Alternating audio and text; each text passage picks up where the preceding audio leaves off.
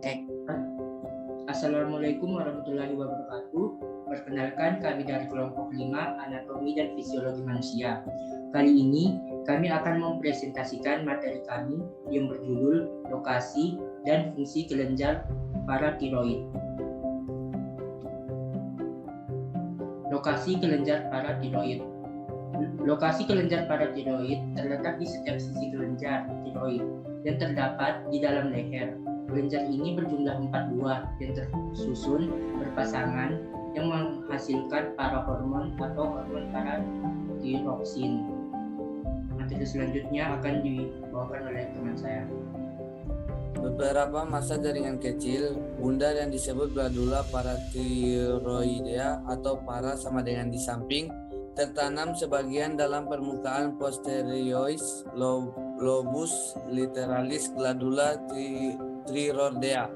Masing-masing memiliki massa sekitar 40 mg atau sama dengan 0,04 gram. Biasanya, satu glandula paratiroidea superior dan satu glandula paratiroidea inferior menempel pada setiap lobus tiroid literalis. Semuanya berjumlah 4. Secara mikroskopis, glandula paratiroidea memiliki 2 jenis sel epitel. Sel yang lebih banyak yang disebut sel utama atau pokok menghasilkan hormon paratiroid atau PTH. Disebut juga paratormon. Fungsi jenis lain sel yang disebut sel oksifil tidak dikenal pada glandula paratiroidea normal. Namun, keberadaannya jenis membantu mengenali glandula paratiroidea secara histologis karena karakteristik pewarnaannya uniknya. Sehubungan dengan itu, pada kanker glandula paratiroidea, sel oksifil menyekresi PTH dalam jumlah besar. Selanjutnya akan dibahas oleh teman saya. Fungsi kelenjar paratiroid yang pertama, mengatur pelepasan kalsium dari tulang ke aliran darah. Yang kedua, mengendalikan penyerapan kalsium dari makanan atau minuman pada saluran pencernaan. Yang ketiga, merangsang pembentukan vitamin D pada ginjal. Yang keempat, meningkatkan penyerapan kalsium di ginjal dan mencegah ginjal membuang kalsium melalui urin.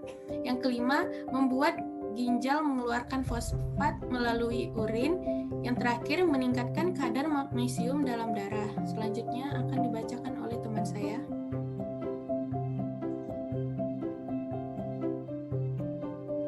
Hormon kelenjar paratiroid.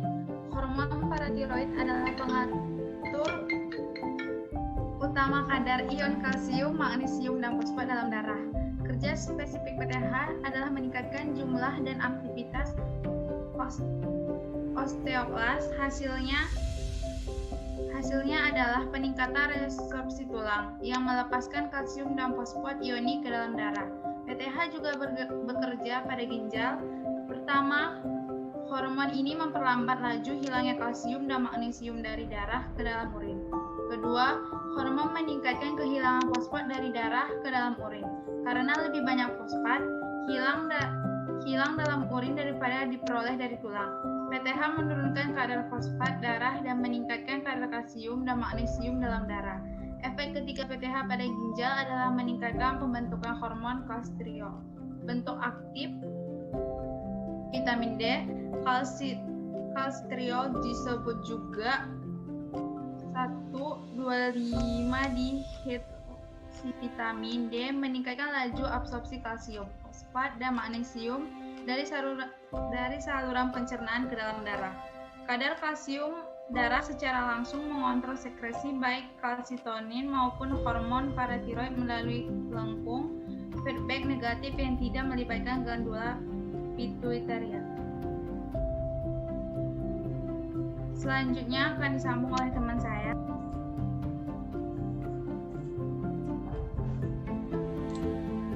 Peran kalsitonin dalam kurung panah hijau, hormon paratiroid yaitu panah biru, dan kalsitriol panah orange pada homeostasis. Yang pertama itu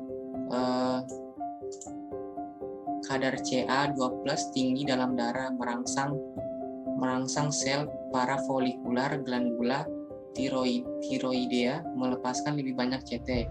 Kemudian kalsitonin menghambat osteoklas sehingga mengurangi kadar CA2+ darah.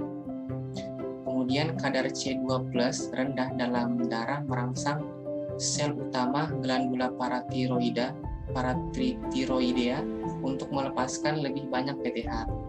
Kemudian hormon paratiroid atau PTH merangsang pelepasan C2+ dari matriks ekstraseluler tulang ke dalam darah dan memperlambat kehilangan C2+ dalam urin, sehingga meningkatkan kadar C2+ dalam darah. Terus PTH juga merangsang ginjal untuk melepaskan kalsitriol. Dan yang terakhir, kalsitriol merangsang peningkatan absorpsi C2+ dari makanan yang meningkatkan kadar C2+ darah. Selanjutnya saya silakan kepada teman saya.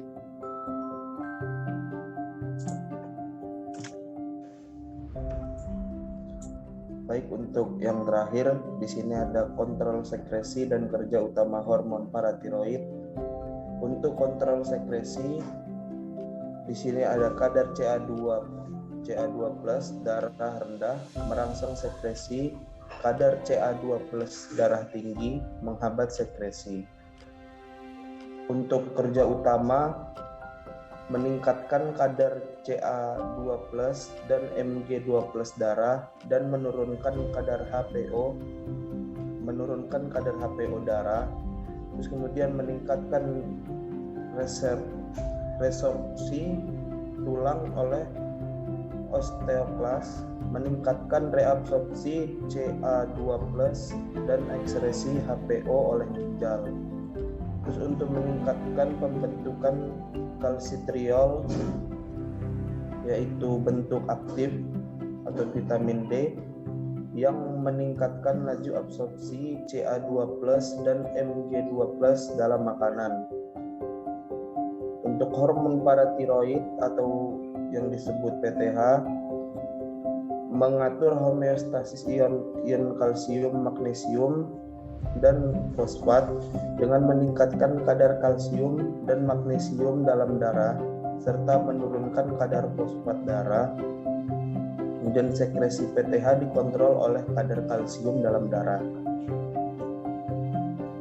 Baik, saya kembalikan ke moderator. Itulah tadi pemaparan materi kelompok kami. Apabila ada salah kata dalam proses pemaparan materi, kami mohon maaf. Wabillahi taufiq wal hidayah. Wassalamualaikum warahmatullahi wabarakatuh.